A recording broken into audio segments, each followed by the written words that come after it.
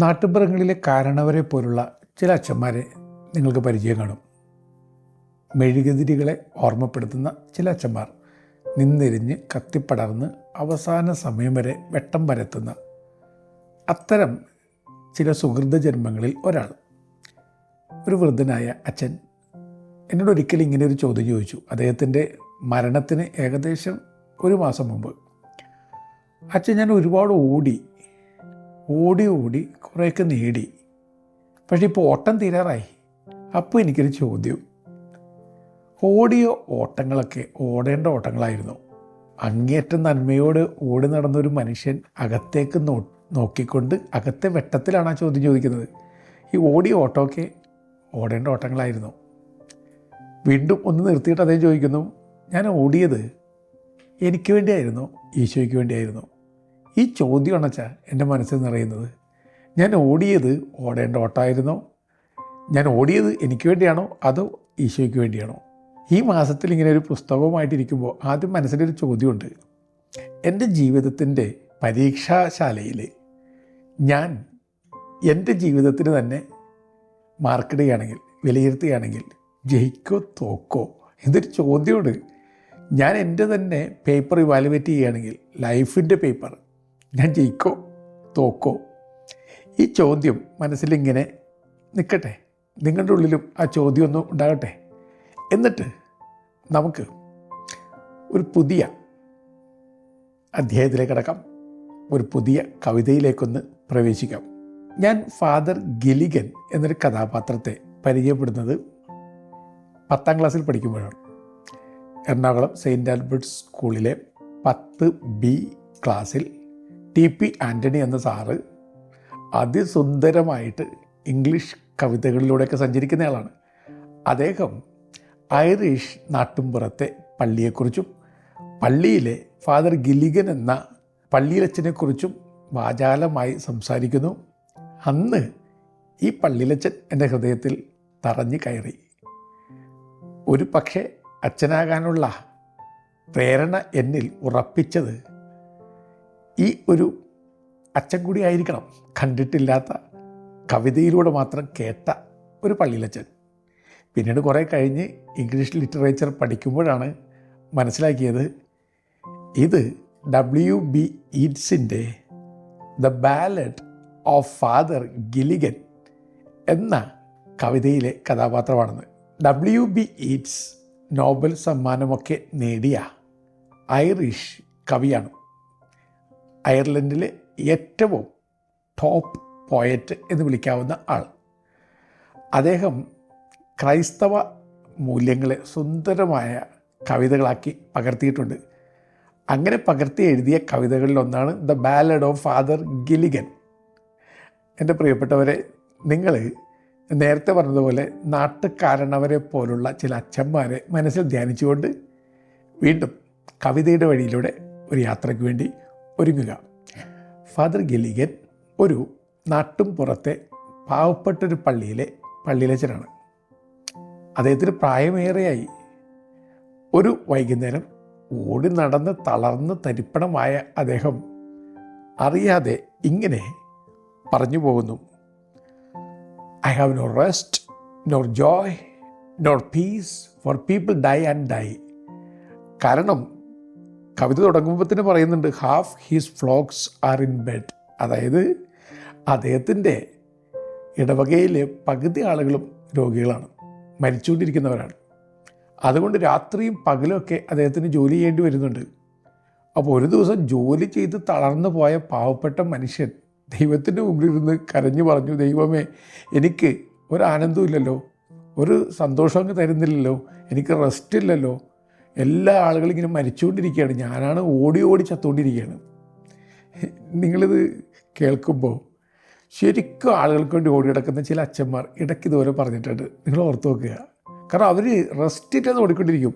അതിനിടയിൽ ആൾക്കാരുടെ മുമ്പിൽ വന്നിരുന്ന് അവർ പറഞ്ഞു പോകും, കർത്താവേ, എനിക്കൊരു റെസ്റ്റും ഇല്ല, ഞാനിങ്ങനെ ഓടി തേഞ്ഞ് തീരാറായി. ഫ്രാൻസിസ് സേവിയർ അദ്ദേഹത്തിൻ്റെ പ്രേക്ഷിത പ്രവൃത്തി തുടങ്ങുന്നതിന് മുമ്പ് ഇങ്ങനെ പറഞ്ഞു, 2 ചോയ്സ് ഉണ്ട്. ഒന്നുകിൽ ആർക്കും വേണ്ടി ഒന്നും ചെയ്യാതെ തുരുമ്പെടുത്ത് തീരാം, അല്ലെങ്കിൽ മറ്റുള്ളവർക്ക് വേണ്ടി ഈശോയെ പ്രതി ഓടി ഓടി ഓടി ഓടി തേഞ്ഞു തീരാം. ഞാൻ തേഞ്ഞു തീരാൻ തീരുമാനമെടുത്ത ആളാണ്. അതേ തേഞ്ഞ് തന്നെ തീർന്നു. അങ്ങനെ ക്രിസ്തുവിൻ്റെ സാക്ഷിയായി മാറി. ഇവിടെ ഈ വൈദികൻ അങ്ങനെ തന്നെ കരുതുന്ന ആളാണ്. പിന്നെ മനുഷ്യരല്ലേ, ഇടക്ക് ഇങ്ങനെയൊക്കെ പറഞ്ഞു പോകും. അങ്ങനെ പറഞ്ഞു കഴിഞ്ഞപ്പോൾ തന്നെ അദ്ദേഹത്തിലുള്ള മനസാക്ഷിയുടെ ഭാവം ഉണർന്നെഴുന്നേറ്റു. അദ്ദേഹം അടുത്ത വാചകത്തിൽ പറയുന്നു, God forgives my body spake not I. അദ്ദേഹം പറയുന്നത്, ഞാനല്ല ദൈവമേ പറഞ്ഞത്, എൻ്റെ ശരീരമാണ്. അത്രയ്ക്ക് തളർന്നു പോയ എൻ്റെ ശരീരമാണ് ഇങ്ങനെ പറഞ്ഞു പോയത്. എന്നിട്ട് അദ്ദേഹം ദൈവത്തിന് മുമ്പിൽ കൈകൂപ്പി പറയണം, കർത്താവെ ക്ഷമിക്കണം, ഇങ്ങനെ ഞാൻ ഇനി പറയില്ല. ഈ ക്രിസ്തുവിന് വേണ്ടി ഓടി നടക്കുന്ന ആളുകളൊക്കെ ഇങ്ങനത്തെ കുറേ ഭാവങ്ങളിലൂടെ കടന്നു പോകും. പക്ഷെ അവസാനം അവർ ചെന്ന് നിൽക്കുന്നത് എങ്ങനെയാണ്? ക്രിസ്തുവിൻ്റെ സ്നേഹത്തിൽ തന്നെയാണ്. ഈ കേരളം മുഴുവൻ ഓടി നടന്നിരുന്ന ഒരു ഉപദേശി, കുഞ്ഞു ഉപദേശി, അദ്ദേഹം ഒരിക്കൽ ക്ലാസ് മത്തായിയുടെ സുവിശേഷം വ്യാഖ്യാനം ചെയ്തുകൊണ്ട് ക്ലാസ് എടുത്തുകൊണ്ടിരിക്കുമ്പോൾ മകൻ മരിച്ച വാർത്ത കേട്ടു. ആ സങ്കടത്തോടു കൂടി ആ വാർത്ത ശ്രവിച്ച അദ്ദേഹം പക്ഷെ പ്രത്യാശയിൽ ക്ലാസ് തുടർന്നു. ക്ലാസ്സൊക്കെ തുടർന്ന് വ്യാഖ്യാനമൊക്കെ നടത്തി എല്ലാം കഴിഞ്ഞതിന് ശേഷമാണ് അദ്ദേഹം ഫ്യൂണറലിന് വേണ്ടി, ശവസംസ്കാര ശുശ്രൂഷയ്ക്ക് വേണ്ടി പോകുന്നത്. ശവസംസ്കാര ശുശ്രൂഷയും കഴിഞ്ഞ് അദ്ദേഹം മടങ്ങുന്ന വഴി ഒരു പാട്ടെഴുതി. ആ പാട്ട് കേരളക്കാരൻ മുഴുവൻ ഏറ്റുപാടിയ പാട്ടാണ്. ദുഃഖത്തിൻ്റെ പാനപാത്രം കർത്താവിൻ്റെ കയ്യിൽ തന്നാൽ സന്തോഷത്തോടെ അത് വാങ്ങി ഹല്ലേലൂയ ഗീതം പാടും. ആ പാട്ട് എത്ര പേര് ഏറ്റുവാങ്ങി കർത്താവിനെ ഓർത്തു, കർത്താവിൽ ഒന്നുചേർന്നു. ഇതുപോലെ ഈ വൈദികൻ ഇങ്ങനെ പരാതിയൊക്കെ പറഞ്ഞു പോകും, എന്നാലും അവസാനം കർത്താവിൻ്റെ വഴിയിലേക്ക് തന്നെ വരികയാണ്. അപ്പം അങ്ങനെ അദ്ദേഹം മുറിയിലിരിക്കുമ്പോൾ പെട്ടെന്നൊരു കോൾ എന്ന് പറയുമ്പോൾ വാതിൽക്കൽ ആരും മുട്ടുന്നു. വാതിൽക്ക് മുട്ടിയിട്ട് ആരോ വിളിച്ചു പറയുന്നു, താഴ്വാരത്തിൽ ഒരാൾ മരിക്കാൻ കിടക്കുകയാണ്, അങ്ങ് എത്രയും പെട്ടെന്ന് എത്തണം. ഇദ്ദേഹത്തിന് കരച്ചിൽ വന്നു. കാരണം വൃദ്ധനാണ്. രാവിലെ മുതൽ വൈകുന്നേരം വരെ ഓടി. ഇപ്പം രാത്രിയുടെ ആദ്യയാമങ്ങളിലേക്ക് പ്രവേശിക്കുകയാണ്. അപ്പോഴേക്കും അടുത്ത ആൾ മരിക്കാൻ തുടങ്ങുകയാണ്. ഇദ്ദേഹം ഞാൻ ഉടൻ തന്നെ വന്നുകൊള്ളാം, കുതിരപ്പുറത്താണ് സഞ്ചാരം, പഴയ കാലമാണല്ലോ, വന്നേക്കാം എന്ന് പറഞ്ഞുകൊണ്ട് അദ്ദേഹം ചാരുകസേരയിലൊന്ന് ചാഞ്ഞിരുന്നു. ഒരല്പം നേരം ഒന്ന് നടന്ന് നിർത്തിയിട്ട് പോകാം. പക്ഷെ അങ്ങനെ ചാഞ്ഞിരുന്ന അദ്ദേഹം ഉറങ്ങിപ്പോയി. സമയം കടന്നുപോയി, ഒരുപാട് സമയം കടന്നുപോയി. അത്രയ്ക്ക് ക്ഷീണത്താൽ അമർന്നിരുന്ന മനുഷ്യൻ അറിയാതെ ഉറങ്ങിപ്പോയി. കുറേ കഴിഞ്ഞ് പുലരിവട്ടം വന്ന് ഇട്ട് നോക്കുമ്പോഴാണ് ഇദ്ദേഹം ചാടി എഴുതേക്കുക. എൻ്റെ ദൈവമേ, എൻ്റെ ശരീരം എന്നെ ചതിച്ചു, അവിടെ ഒരാൾ എന്നെ കാത്തിരിക്കുകയാണ്, ഞാൻ മറന്നുപോയി എന്ന് പറഞ്ഞുകൊണ്ട് ഇദ്ദേഹം കുതിരപ്പുറത്ത് പാഞ്ഞ് ആ വ്യക്തിയുടെ വീട്ടിലേക്ക് ചെന്ന് ചേരുകയാണ്. അദ്ദേഹത്തെ കണ്ടപാടെ അദ്ദേഹത്തിൻ്റെ ഭാര്യ പുറത്തേക്ക് വന്നിട്ട് വളരെ അത്ഭുതത്തോടു കൂടി അവർ ചോദിക്കുന്നൊരു ചോദ്യമാണ്, ഫാദർ യു കെയിം അഗെയിൻ, അങ്ങ് വീണ്ടും വന്നു. അദ്ദേഹം അമ്പരപ്പോടുകൂടി നോക്കി, എന്താ അങ്ങനെ ചോദിച്ചത്? അപ്പോൾ ഇവർ പറയുന്നു, when you were gone he turned and died as merry as a bird. അങ്ങ് വന്ന് അനോയിൻറ്റിംഗ് ഒക്കെ നടത്തി അന്ത്യകുദാശയൊക്കെ നൽകി മടങ്ങിപ്പോയ ഉടൻ തന്നെ എൻ്റെ ഭർത്താവ് ഒന്ന് തിരിഞ്ഞ് തല ചായ്ച്ച് ഒരു കിളിയെപ്പോലെ സന്തോഷത്തോടെ മരിച്ചു. ഫാദർ ഗില്ലിഗൻ അമ്പരന്ന് നിന്നു. അമ്പരപ്പോടുകൂടി ഒരു നിമിഷം നിന്നതിന് ശേഷം പിന്നെ അദ്ദേഹം സ്വർഗത്തിലേക്ക് കണ്ണുയർത്തുന്ന മട്ടിൽ ഉന്നതങ്ങളിലേക്ക് കണ്ണുയർത്തി. എന്നിട്ട് പതുക്കെ മുട്ടുകുത്തി. എന്നിട്ട് പറഞ്ഞു, എൻ്റെ കർത്താവേ, ഈ പാവപ്പെട്ട ഞാൻ, ഉപയോഗിച്ചിരിക്കുന്ന ടൈമിങ് എന്താ, ലീസ്റ്റ് ഓഫ് തിങ്സ്, ഏറ്റവും ഒന്നുമില്ലാത്തവനായ ഞാൻ ഇങ്ങനെ തളർന്ന് അവശനായി കിടന്നുറങ്ങുന്ന നേരത്ത് എനിക്ക് വേണ്ടി എൻ്റെ രൂപത്തിൽ നീ തന്നെ വന്നല്ലോ, എൻ്റെ കടമ നീ തന്നെ നിർവഹിച്ചല്ലോ എൻ്റെ കർത്താവെ. ഫാദർ ഗില്ലിഗൻ അവിടെ ഇരുന്ന് വിതുമ്പി കരഞ്ഞ് കർത്താവിന് നന്ദി പറഞ്ഞു. ഇനി അദ്ദേഹം മടങ്ങിപ്പോവുക, കർത്താവെ അങ്ങാണെൻ്റെ പാനപാത്രം, അങ്ങാണെൻ്റെ രക്ഷയുടെ ഓഹരി എന്ന് പറഞ്ഞുകൊണ്ടായിരിക്കാം. എൻ്റെ പ്രിയപ്പെട്ടവരെ, ഈ കവിതയിലൂടെ സഞ്ചരിക്കുക. കവിതയിൽ നിറയുന്ന കുറേയേറെ ഭാവങ്ങളുണ്ട്. ഒന്നാമതായിട്ട് ഈ പുരോഹിതൻ്റെ തന്നെ ചിത്രം. ഇതുപോലെ സമാനമായിട്ടുള്ള കത്തീഡ്രൽ എന്നു പേരിലുള്ള പഴകിയ കാല ഒരു സിനിമയുണ്ട്. അതിൽ പാവപ്പെട്ട ആദിവാസികൾക്ക് വേണ്ടി ഓടി ഓടി നടക്കുന്ന ഒരു വൈദികൻ ഇപ്പോൾ തീർത്തും വൃദ്ധനായി, നടക്കാൻ പോലും വയ്യ. പക്ഷേ അദ്ദേഹത്തിൻ്റെ ഒരു ആഗ്രഹമുണ്ട്, ഈ പാവപ്പെട്ടവർക്ക് വേണ്ടി ഇതുവരെ ഒരു പള്ളി പൂർത്തിയാക്കാൻ പറ്റിയിട്ടില്ല, പണമില്ല. പിന്നെ യുവാക്കളും അവിടെയുള്ള എല്ലാവരും കൂടി ചേർന്ന് ഓടി നടന്ന് കുറേയൊക്കെ പണം ശേഖരിച്ച് എല്ലാവരും കൂടി പണിയെടുത്ത് കൂര പോലുള്ള ഒരു പള്ളി, അതിനെ കത്തീഡ്രൽ എന്നാണ് നോവലിസ്റ്റ് വിളിക്കുക. കാരണം ആ കൂര പോലുള്ള പള്ളിക്ക് ഒരു കത്തീഡ്രലിന് അത്രയും ഗരിമയുണ്ട്, അത്രയും നന്മയുണ്ട്. ആ പള്ളിയുടെ വെഞ്ചിരിപ്പ് കർമ്മം നിർവഹിക്കപ്പെടുന്ന ദിവസം അച്ഛൻ അൾത്താര ബാലന്മാരോടൊപ്പം അൾത്താരയ്ക്ക് മുമ്പിലിരുന്ന് പ്രാർത്ഥിക്കുകയാണ്. കർത്താവെ, അങ്ങയുടെ കൂടാരത്തിലായിരിക്കും എത്രയോ മഹത്വം. പ്രാർത്ഥിച്ചുകൊണ്ടിരിക്കെ അദ്ദേഹം പ്രായാധിക്യം കൊണ്ടാകാം, ക്ഷീണാധിക്യം കൊണ്ടാകാം, കുഴഞ്ഞു വീഴുന്നു, മരിക്കുന്നു. കുഞ്ഞുങ്ങൾ വാവിട്ട് കരഞ്ഞു, ഞങ്ങളുടെ പിതാവ് പോയി, ഞങ്ങൾ അനാഥരായി.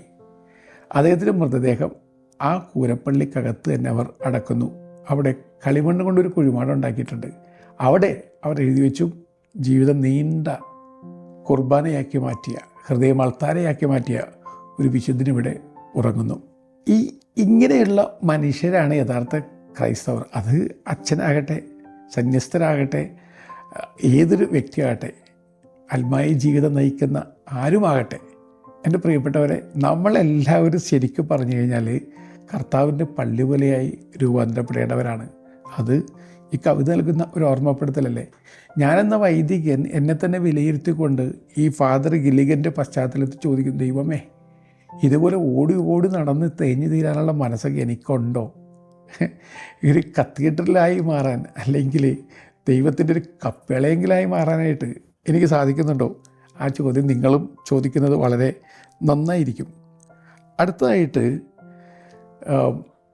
നമ്മളെല്ലാം നമ്മുടെ ഓട്ടങ്ങളാണ് നടത്തുന്നത്. ഇപ്പം ഇതിൽ അദ്ദേഹം അന്ത്യകൂദാശ നടത്തുവാൻ വേണ്ടി ഒരുങ്ങുന്നു, ഒരാൾക്ക് വേണ്ടി ഓടാൻ ഒരുങ്ങുന്നു. പക്ഷെ ഓർത്തേക്കുക, കർത്താവിൻ്റെ ഓട്ടം കർത്താവിനല്ലേ നടത്തുന്നത്. നമ്മളെല്ലാവരും കൂടെ ഓടുന്നവർ മാത്രമാണ്. നമുക്ക് പറ്റുന്ന ഏറ്റവും വലിയ തെറ്റെന്ന് പറഞ്ഞാൽ എന്താണ്? നമ്മൾ കരുതുന്നത് നമ്മുടെ ഓട്ടങ്ങളൊക്കെ നമ്മുടെ ഓട്ടങ്ങളാണെന്നാണ്. എൻ്റെ കാലിലൂടെ ഓടാൻ മാത്രമേ എനിക്കറിയാൻ പറ്റുമെന്ന് കുഞ്ഞുണ്ണി മാഷ് കവിത കുറിച്ചത് സത്യമാണ്. എന്നിൽ നിന്നും കർത്താവിലേക്കുള്ള ദൂരം കുറക്കുക, അതാണ് ഏറ്റവും വലിയ പ്രയാസം പിടിച്ചൊരു കാര്യം. എന്നിൽ നിന്നും കർത്താവിലേക്കുള്ള ദൂരം കണ്ട് അമ്പരന്ന് നിന്നുപോയ അനുഭവങ്ങൾ എനിക്ക് ധാരാളമുണ്ട്, നിങ്ങൾക്കുണ്ടാകുമെന്ന് ഞാൻ കരുതുകയാണ്. ആ ദൂരം കുറക്കുക, നിങ്ങൾ ചെയ്യേണ്ട കാര്യങ്ങളൊക്കെ നന്നായിട്ട് ചെയ്യുക. Give the rest in the hands of the Lord. Give your best and then give the rest in the hands of the Lord. He knows best what is best for you. നിങ്ങൾക്ക് ഏറ്റവും best എന്താണെന്ന് തമ്പുരാനല്ലേ അറിയാവുന്നത്. ആ best നൽകുക. അപ്പോൾ കർത്താവിന് അത്ഭുതകരമായിട്ട് കാര്യങ്ങൾ നടത്തും. ഇനി ഈ ചാരുകസേരയിൽ ചാഞ്ഞിരുന്ന് ഉറങ്ങിപ്പോയ തന്നെ ഫാദർ ഗിലിഗൻ വിളിക്കുന്ന ലീസ്റ്റ് ഓഫ് തിങ്സ്, അതായത് ഒന്നുമില്ല, എന്നിട്ട് എൻ്റെ തമ്പുരാനെ നീ എന്നെ ഇങ്ങനെ ഉപകരണമാക്കിയല്ലോ. എന്നെ കേട്ടുകൊണ്ടിരിക്കുന്ന പ്രിയപ്പെട്ടവരെ, നിങ്ങൾക്ക് ഈ അനുഭവം എപ്പോഴെങ്കിലും ഉണ്ടായിട്ടില്ലേ? നിങ്ങളൊന്നും ഇല്ലാത്ത ആളാണ്.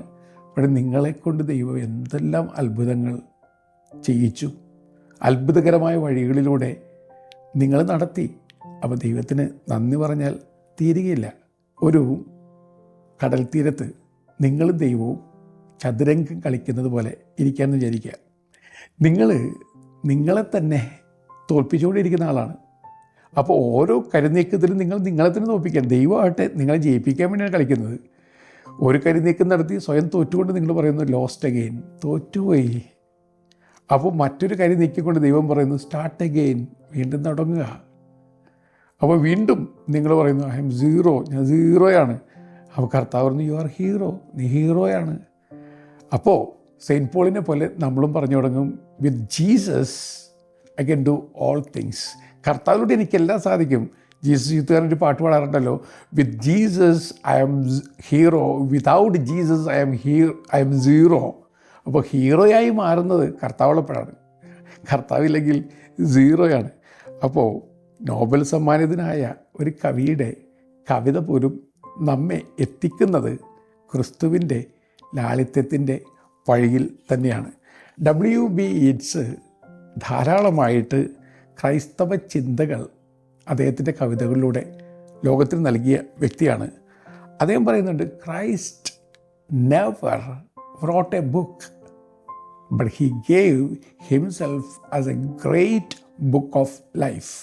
കർത്താവ് പുസ്തകം എഴുതിയില്ല, പക്ഷെ കർത്താവ് തൻ്റെ തന്നെ ജീവിതം നിത്യജീവൻ്റെ മഹാഗ്രന്ഥമാക്കി മാറ്റി.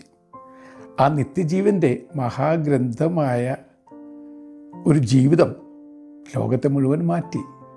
ഇനി നമ്മുടെ ഓരോരുത്തരുടെയും ടേണാണ്.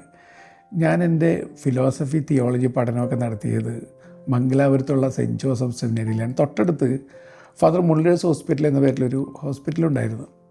അവിടെ മലയാളിയായിട്ടുള്ള ഒരു കന്യാസ്ത്രീ സേവനം ചെയ്തിരുന്നു. എനിക്കിപ്പോഴും അവരുടെ പേരറിയില്ല. കാരണം അവിടെ അറിയപ്പെട്ടിരുന്ന സിസ്റ്റർ ഗുഡ് ന്യൂസ് എന്ന പേരിലാണ്. എല്ലാവരും അവരെ അങ്ങനെയാണ് വിളിച്ചിരുന്നത്. കാരണം അവർ ഒരു രോഗിയുടെ കിടക്കക്കരികിൽ നിന്നും മറ്റൊരു രോഗി കിടക്കയിലേക്ക് പറക്കുന്നത് പോലെയാണ്. കനിവിൻ്റെ മാലാഖയെ പോലെയാണ്. ചിറകില്ലെന്നേ ഉള്ളൂ, കാറ്റിൽ പറക്കുന്ന വെളുത്ത വസ്ത്രങ്ങളില്ലെന്നേ ഉള്ളൂ. അവരുടെ ഭാവങ്ങളിലൊക്കെ മാലാഖത്തനിമയുണ്ട്. അവർ ചെന്ന് തൊട്ട് കഴിയുമ്പോൾ അഴുക്ക് അഴകായി മാറും. അവർ ചെന്ന് തൊട്ട് കഴിയുമ്പോഴത്തേക്ക് പെട്ടെന്ന് ആളുകൾക്ക് സ്വർഗത്തിൻ്റെ മേലുവിലാസം കിട്ടും. സ്വർഗത്തിന് സ്വന്തമായിട്ട്, ദൈവത്തിന് സ്വന്തമായിട്ട് ആളുകളൊക്കെ മാറും. അപ്പോൾ ഏതോ ഒരു പേഷ്യൻ്റാണ് അവരെ വിളിച്ചു തുടങ്ങിയത് സിസ്റ്റർ ഗുഡ് ന്യൂസ്. അന്ന് ഞാനിത് കേട്ടപ്പോൾ ഓർത്തു, ഞാനൊരു ബ്രദർ ഗുഡ് ന്യൂസ് ആണോ? എന്തെങ്കിലും ഒരിക്കൽ ഫാദർ ഗുഡ് ന്യൂസായി മാറുമോ? പ്രിയപ്പെട്ടവരെ, നമ്മുടെയൊക്കെ ജീവിതം ആരംഭിക്കുന്നതേ ഉള്ളൂ. ഫാദർ ഗിലിഗനെ പോലുള്ള ഒരാളെ ധ്യാനിച്ചു കഴിയുമ്പോൾ നമ്മളും കർത്താവിൻ്റെ ഗുഡ് ന്യൂസായി മാറേണ്ടവരാണ്, കർത്താവിന് വേണ്ടി ഓടേണ്ടവരാണ് എന്ന ബോധ്യം കൂടി മനസ്സിലേക്ക് കൊണ്ടുവരിക. പ്രിയപ്പെട്ട സുഹൃത്തെ, ഒരിക്കൽ കൂടി നല്ല യാത്ര നേരുന്നു. വഴി നടന്നലഞ്ഞപ്പോൾ വഴി വിളക്കണഞ്ഞപ്പോൾ വഴിയിൽ വെളിച്ചമായി തെളിഞ്ഞവൻ നീ.